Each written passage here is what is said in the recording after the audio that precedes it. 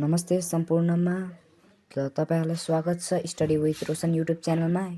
ल आजको यो भिडियोमा म ड्रिफ्ट भेलोसिटी एन्ड एक्सप्रेसनको बारेमा कुरा गर्ने छु। ल म स्टार्ट गर्छु।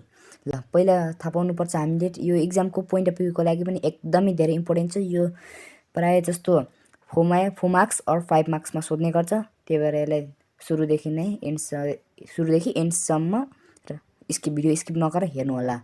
सुरुमा हामी कुरा गर्ने छौं ड्रिफ्ट भेलोसिटी। ड्रिफ्ट भेलोसिटी भनेको के हो? The average velocity acquired by the electron of conductor due the application of electric field is called drift velocity. कंडक्टरमा रहेको इलेक्ट्रोनको एभरेज भेलोसिटी हो जो due to the application of electric फिल्डको कारणले हुन्छ। त्यसलाई हामीले ड्रिफ्ट भेलोसिटी भन्छौं। यसको एक्सप्रेसन एक्सप्रेसन गर्दा हामीले के ध्यान दिनुपर्छ भनेपछि यो इलेक्ट्रोन अब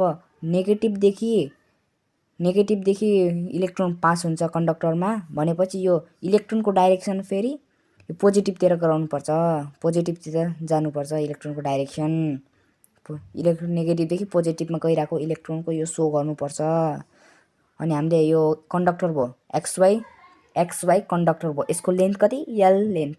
यसको एरिया के हुन्छ? ए मानिम। इलेक्ट्रोन नेगेटिभदेखि पोजिटिभमा फ्लो हुन्छ त्यो हामीलाई थाहा छ।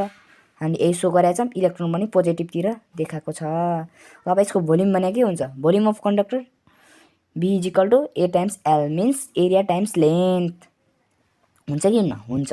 यदि N be the number of electron per unit volume हो भने total number of electron in volume B कति हुन्छ? NaL हुन्छ। हो from quantization of charge. Quantization of charge कति हुन्छ? Q = Ne हुन्छ।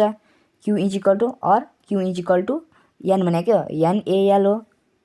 NaLe छदैछ। अब नाउ फ्रम इलेक्ट्रिक करेन्टको डेफिनेसनबाट I = Q/T बाट हामीले गर्नलाई अब और I = Q भनेको के हो? क्वान्टाइजेसन अफ चार्जबाट अघि हामीले निकालेको Q = NaLe/T। अब यो स्टेपमा के हुन्छ? I = NaE L/T लाई छुट्यायौं। L/T भनेको के हो? ड्रिफ्ट भेलोसिटीको फर्मुला हो। Drift velocity is also defined as the length per time हुन्छ कि हुन्छ भनेपछि और I = NaE VD means drift velocity. अब ड्रिफ्ट भेलोसिटीको एक्सप्रेसन के हो? Drift velocity = I/E NA means electric current upon number of electron, charge of electron and area of conductor. Thus expression of drift velocity is done. I hope तपाईहरुले बुझ्नुभयो। यदि बुझ्नुभयो भने like share subscribe गरिदिनु होला। यदि मैले तपाईहरुलाई बुझाउन सकेन भने कमेन्टमा आफ्नो प्रतिक्रिया दिनु होला। ल हस्त बाइ बाइ।